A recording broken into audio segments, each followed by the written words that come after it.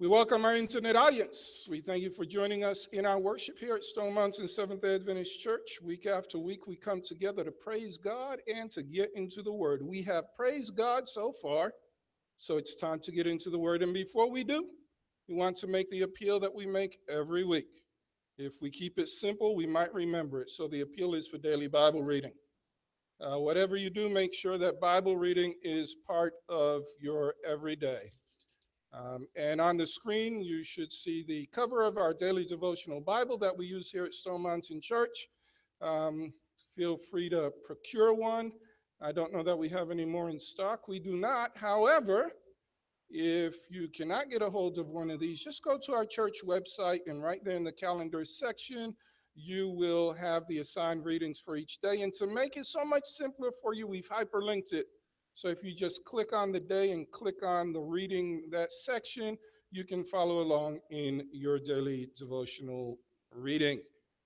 Make sure to get together with a group of believers, a few friends, 2, 3, 4. It starts getting awkward if the group gets beyond 6 or 7, but spend some time during the week reflecting on your experience with God and His Word. I want to remind you that our pastoral staff prays for you. On Tuesdays and Fridays, we come together. Friday, we spend more time in intense prayer for you. We have received some requests, and we lift you up before God. And we trust that once in a while, if you remember, you'll lift us up in prayer as well. If you haven't already made a contribution to hurricane relief, please feel free to use any tithe envelope or go online and do it. And find a way to help those who are in need, even if you cannot go out there yourself. Now, last week we concluded our prior sermon series. Today we start a new sermon series entitled Reignite. Reignite. You may be wondering, if you're not used to worshiping here, why does this guy not dress appropriately? I'd like to let you know that I am appropriate. And thank you. But this is part of a protest. I am publicly protesting. Once upon a time, those who protested were called Protestants. Now we're just called protesters. But and in case you wonder, what is he protesting? I'm protesting the status quo. Okay, I'm protesting the pretense that church is. I'm protesting this facade that we give week after week when we come together looking all nice and pretty as though our lives are perfect. And I'm up here protesting, saying they're not. Our lives are not perfect. We need help. So you may wonder, how long will the protest last? Well, if you look at my biblical model in Isaiah 20, you realize his protest lasted 3 years.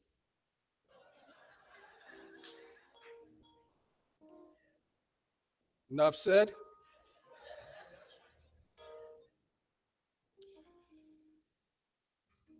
I have reason to believe that most of us have spent some time on YouTube. Either we've looked stuff up or had somebody show us something on their cell phones, on their computers, on YouTube. And YouTube is one of these big rabbit holes that, along with Facebook and other internet sites, you get into it and you find yourself lost in there for hours and hours until your stomach grumbles and you remember that you're hungry and you have to hit the pause button.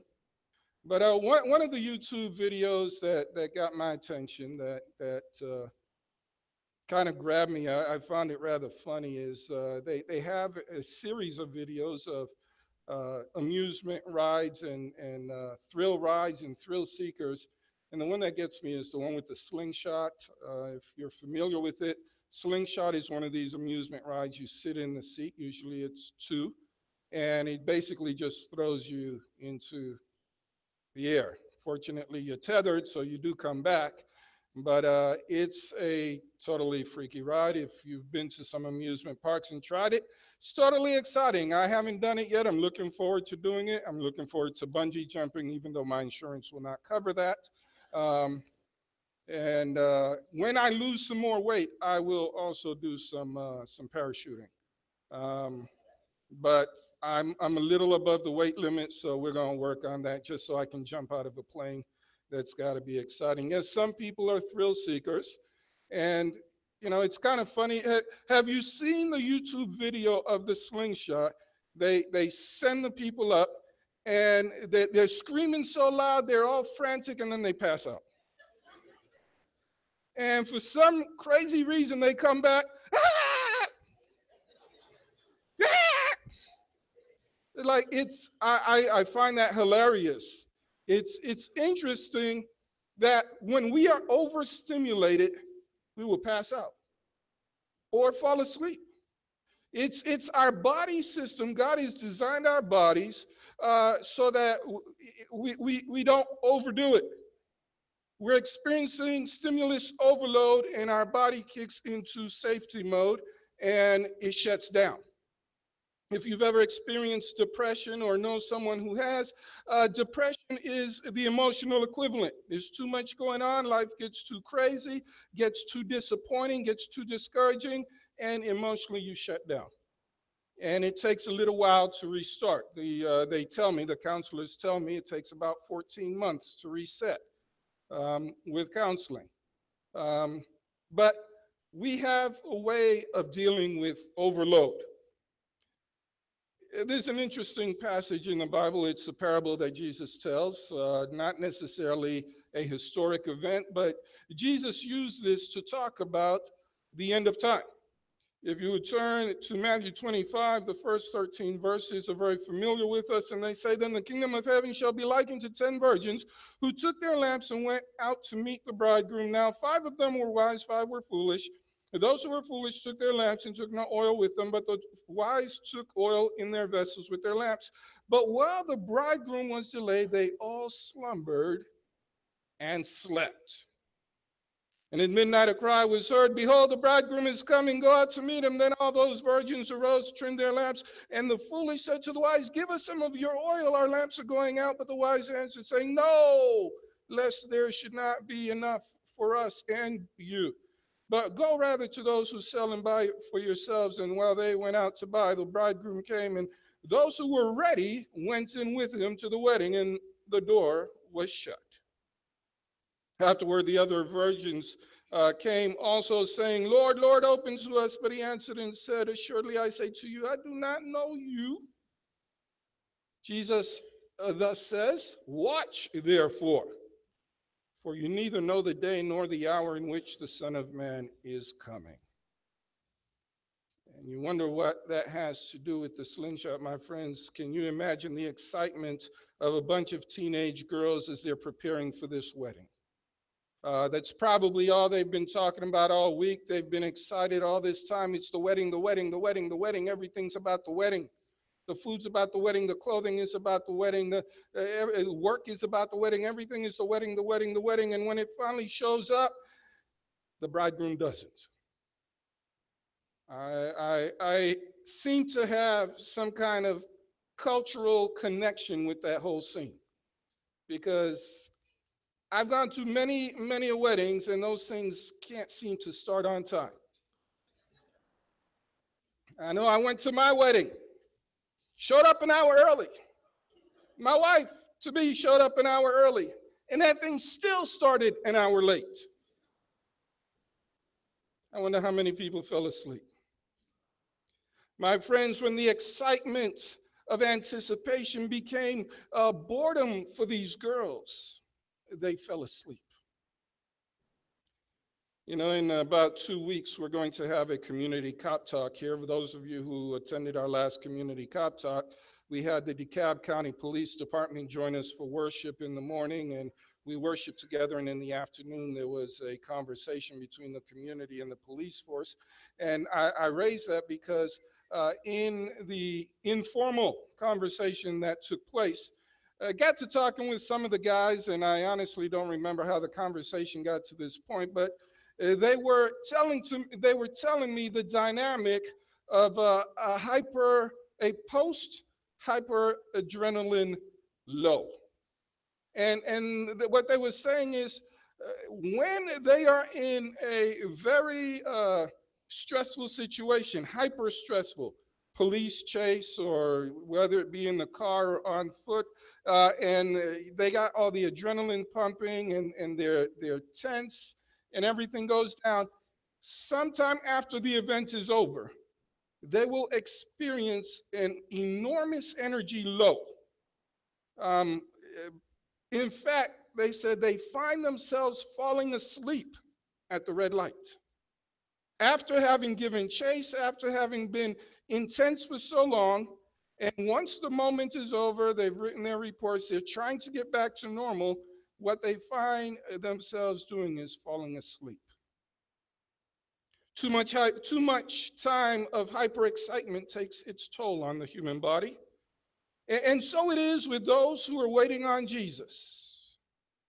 As with this parable, those who are waiting on Jesus have fallen asleep. See, my friends, we started out excited about what we were learning. We started out excited about our experience with God, but now we're knocked out. Never mind, Jesus warned us time and time again that no man knows the hour. Never mind, even as Jesus was given the signs of the times, he told us not even the angels know when that day is. But somehow, as Christians and as people who want to be with Jesus, we're always setting these dates, and we're always deciding this is the sign, and he's coming within a year, and he's coming within 2 years, and he's coming on such and such a date. I thought we were done with that, but the dates keep coming up. I understand we missed one last month. You would think as Seventh-day Adventists we would know better, but I still catch on the periphery of the church that people have these theories about when it's supposed to happen. My friends, and the high of the anticipation of Jesus coming and the letdown of him not showing up wears us out and puts us to sleep. If the text tells us anything, it tells us this, that not everyone looking for Christ's second coming will be ready for it. But I say to you that our lives should be lived in such a way that if Jesus were to come before the end of this sermon, or if Jesus were to come after the end of our lifetime, we should be living our lives the same. This is important because fatigue will overtake us. Fatigue overtakes all of us. See, my friends, time will wear us down. And we need to plan for the long haul. In the parable, some virgins, some of those young ladies, they planned for the long haul, but others did not. Every New Testament writer lived in a time they expected Jesus to come during their lifetime. They believe that his coming was imminent. And it's a good thing they're not alive, or they would have been disappointed to have to wait 2,000 years and he still hasn't shown up. There was a belief in those days that Jesus would come before the Apostle John would die, because when Jesus was talking to Peter and telling him to feed my sheep and having that whole conversation after the resurrection, Peter sees John behind them and says, what about him?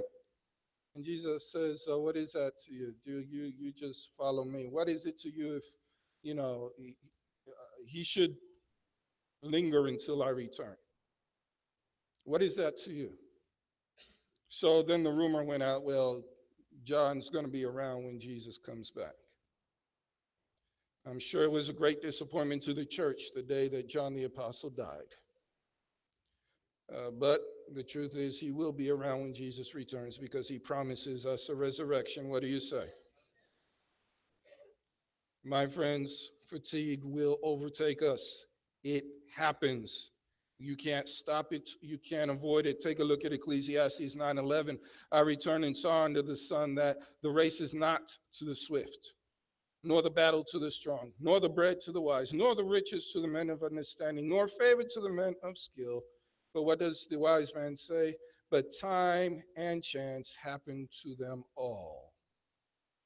Time and chance happens to them all, and it will happen to us all. There will be unfortunate events that will take place in our life. Time and chance happens to them all. I don't know about you. I believe we have some folk in this congregation that have been waiting for Jesus for a little while. 4 decades, 5 decades, 6 decades. I knew as I started high school that the end was near and I probably would not graduate high school. I was certain of it. And here it is. We've gone to 30-year class reunions. My friends, the roller coaster ride of time predictions is wearing God's people out. We're on a high, and then we're on a low. We're on a high, and then a low. And the church experiences what I would say is church fatigue. We get tired of it. So then when there's a revival, nobody wants to come because we don't want to get on that high again. When we call for evangelism, nobody shows up because we don't want to experience that fatigue again. Church fatigue is not a new thing. It was around even in the first century, in Christ's days. If you take a look at Revelations 2 and 3 and you see the letters to the 7 churches, you will notice that each one of them demonstrated fatigue in a different way. The church at Ephesus had left its first love. Church at Smyrna was poor. It was fatigued. Pergamos was doctrinally corrupt. Meanwhile, Thyatira was morally corrupt. Sardis is said to have been a dead church. And Philadelphia, the one we like to praise, well, according to the text, it was weak. It had little strength. Laodicea, of course, we know that one well. That's the lukewarm church. That's the indecisive church. Oh, my friends, church gets fatigued.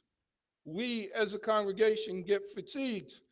And let's face it, it's hard to stay focused on our spiritual lives all of the time. There's stuff going on. We want to see Jesus come, but we got to pay the bills. We want to see Jesus come, but we got to get these kids through high school.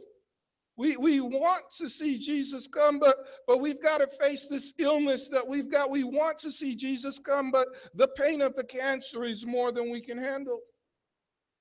And so we get spiritual fatigue, and when our system is overloaded, we fall asleep. Oh, no, we don't do it physically all the time. We do it spiritually. We just go into this flatline kind of state, this morose state of ours. We want to see Jesus come. We get excited at the thought, but then we don't hold on to that thought too long because it wears us out. Here's the fact. Our lights go out. Not only do our lights go out, we cannot stop our lights from going out. All of the virgins fell asleep. The difference is some knew how to turn their lights back on when they woke up. My friends, you and I, we have to practice turning our lights back on. We have to practice getting ourselves back in relationship with Jesus. The virgins who were ready for the bridegroom did not only need to ignite their lamps the first time, they needed to reignite it the second time. My friends, we don't only need to connect with God, we need to master the practice of reconnecting with God. Day after day after day after day, just develop the habit of reconnecting, reigniting our lamps. So the question today is, how can we do that? How can you and I spiritually reignite? If we're going to do that, we need to practice some relational discipline. And I say specifically relational discipline with God. Now, I will dare to say, anyone in this room that has been married a long time, what would be a long time? Joe, what's a long time? I'm sorry? You lost? You're afraid you're that is not a long time. Anybody in this room married more than 50 years? I got one. I knew I had two. I got two. Is there one more? Is there one more? I'll keep this appeal open just a little longer. Oh, sorry, wrong appeal. If you've been married any length of time, you know that you have to go through some routines to keep this thing going. Those who are married 30 and 40, see, I started 30 because I'm there, right? Those who have been married for 30 and 40 and 50 years know that you go through cycles It's not always good. All right? It's not always happy every day. There are some downturns in the cycle, but those who've been married a while know that you got to keep the cycle going. You've got to get back up again. You've got to reconnect again. You can't jump out the first time things go really, really, really bad. My wife and I, we generally have set date time for Monday nights. Unfortunately, once a month, Monday night is also board meeting night. So we try to adjust to Tuesday night, and sometimes we can and sometimes we can't. And, you know, if you miss a Monday night, it's a long time till the next Monday night. You end up going 2 weeks. And we do live in a busy world. She has her job, I've got mine. She's a busy person, I'm a busy person. There was a time she was in school, I was in school. So it gets challenging to have meaningful conversation. Now, men, let me ask you something. You ever heard your wife say, "You don't talk to me"?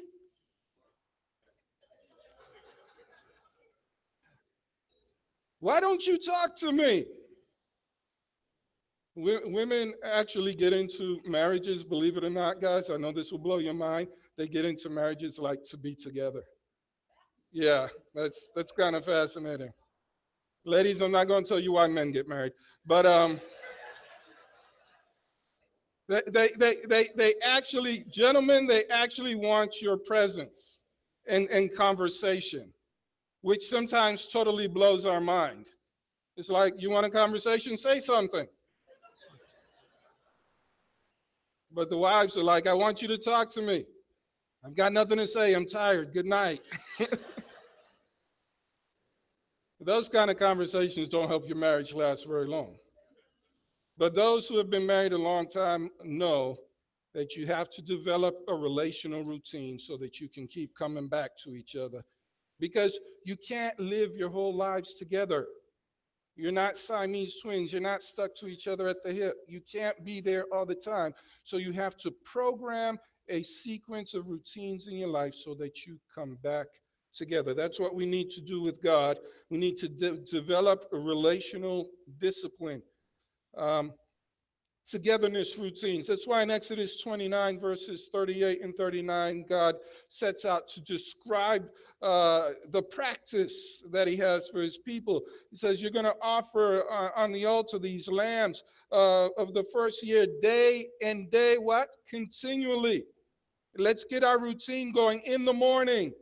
You're going to offer one in the evening. You're going to offer one. God builds routines for relationships into uh, the community that he established. He wants us to have routines for our relationship. Our daily routine with God, my friends, is the most significant investment that you and I can make.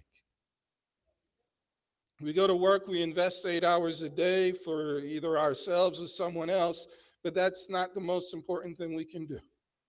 Most important thing we can do is get our routines with our relationship with God. Point number 2, because you know you're getting 3, right? Point number 2, we need to be spiritual, we need to practice spiritual intentionality. We have to be intentional about our spirituality. Too often it's an afterthought.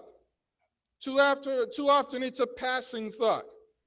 Yes, I should probably do my 5-minute devotional reading and then head off to work. No, we need to be intentional about connecting with God. Not just reading on the fly, not just a quick read, not a quick glance at the Sabbath school lesson, but to spend time with God, reading and listening and connecting. Being able to spend time telling God how good he is to you. Being able to spend time listening to God. Do you have a word for me today? And rest assured, it does not come back to you in 30 seconds. If you want to hear God, you've got to stop hearing yourself. And if you stop talking, you will hear yourself inside your head for maybe another hour or 2 before God gets a chance to speak.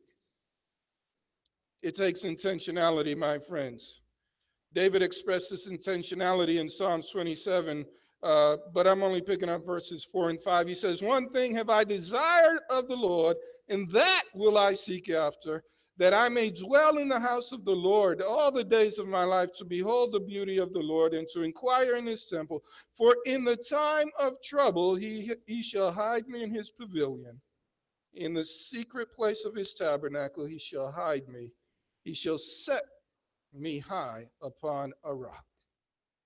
My friends, that's called intentionality. One thing have I desired of God, and that's what I'm going to seek. One thing, that I may dwell in his tabernacle, that I may be in his presence. Do we have that desire? Are we seeking that one thing, or are we still seeking the bigger house? Are we seeking that one thing, or are we trying to upgrade the automobile? Are we seeking that one thing, or is there a degree that we are pursuing? Is there another $100,000 that we want to make? Is there another $1,000,000 on the horizon that is drawing our attention and using up all of our energy? We need to have spiritual intentionality, my friends. Lastly, let me say we need to have environmental awareness. I'm not talking about ecological awareness. I'm talking about an awareness of what's going on around us. One more click, we'll get it up there. Take a look at Matthew 9. Jesus, talking to his disciples, has to bring attention to them as to what's going on around them, because they're not seeing it. He says to his disciples, the harvest is plentiful. In some versions, it says the harvest is white, but the laborers are few. Therefore, pray the Lord of the harvest to send out laborers into his harvest. You know, if we're not environmentally aware, we can't tell that there are people all around us ready for God. We can't tell that there are people all around us looking for God. And if we're not aware of the spiritual environment around us, we waste a lot of precious time while people are looking to us to find a way to God, and we're too busy looking at other things. In the case of the 10 virgins, they became aware of their environment when the text says, at midnight a cry was heard, behold, the bridegroom is coming, go out to meet him. And those virgins, all the virgins arose to trim their lamps. My friends, what is the environment around us? Some of us are going to work day after day, day after day, day after day. We go to work. Somebody at work needs Jesus, but they can't find him through us because we're not aware of what's going on around us. We go to school. Somebody is begging for Jesus. Somebody is having their struggles, and Jesus would like to use you to reach that person and talk to that person, to listen to that person, but we're not aware of what's going on around us. We're not environmentally aware. What if we took our life work seriously, that is, to glorify God? What if we stopped trying to do ministry at the church and we decided to do ministry where ministry happens, which is at work or at school or in our communities or in our associations? I believe God would have so much more access to so many people, but too often we're asleep. We go through the motions. You know you're asleep when you don't have to think about what happens next. If you can come to church and predict every step in the process of worship, you could do it in your sleep. When religion becomes a matter of rituals and practices, and I do this when this happens and I do that when that happens, you know you're asleep. When you can't hear the voice of God talking to you in a specific situation, you know you're asleep. And we all sleep. But let me say to you, one of the best ways to stay awake is to get some good sleep. Just process that one. If we want to stay awake, we had better get some good rest. And let me say this, too many of us, when we're supposed to be resting, we're still working. Too many of us, when we're supposed to have our downtime with God, we're still running. We're still trying to think of the next deal. We're still, busy, busy, busy. And it blows my mind because so many Adventists at the end of Sabbath, they just feel so tired. So what are you doing?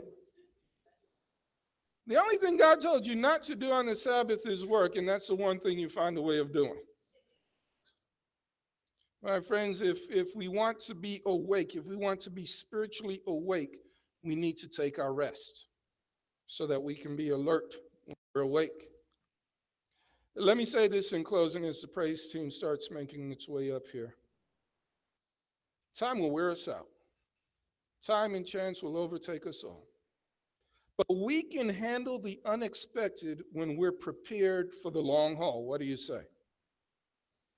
Verse 10 of Matthew 25.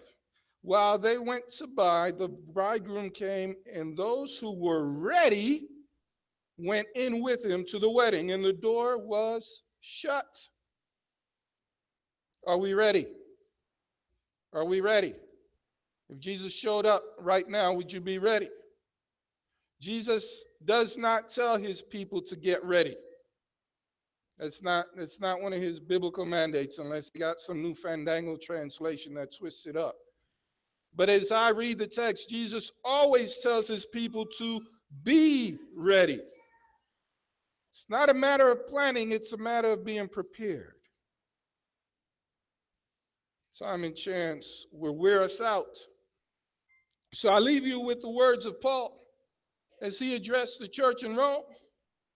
And he said to them, do this, knowing the time that now it is high time to awake out of sleep, for now our salvation is nearer than when we first believed. That the night is far spent, the day is at hand. Therefore, let us cast off the works of darkness. Let us put on the armor of light. Let us walk properly as in the day, not in revelry and drunkenness, not in lewdness and lust, not in strife and envy, but put on the Lord Jesus Christ and make no provision for the flesh to fulfill its lusts. My friends, we've got to reignite. We got to relight that candle. We got to relight that lamp. We got to reconnect with God. We got to get started again. We're going to get tired. It's going to happen. We're going to have a down cycle, but we've got to restart. Get this thing going and be ready, my friends. Let's reignite. Here's my appeal to you. I don't want you to come to the front. I don't want you to raise your hand. I want you to consider your life, and I want you to make the commitment today, tomorrow, whenever it hits you, whenever it comes to mind, start again. Reignite. Light the lamp again. Reconnect. Do it as often as it takes. As often as it takes. Reignite. Recommit. Reconnect. And may God bless you today.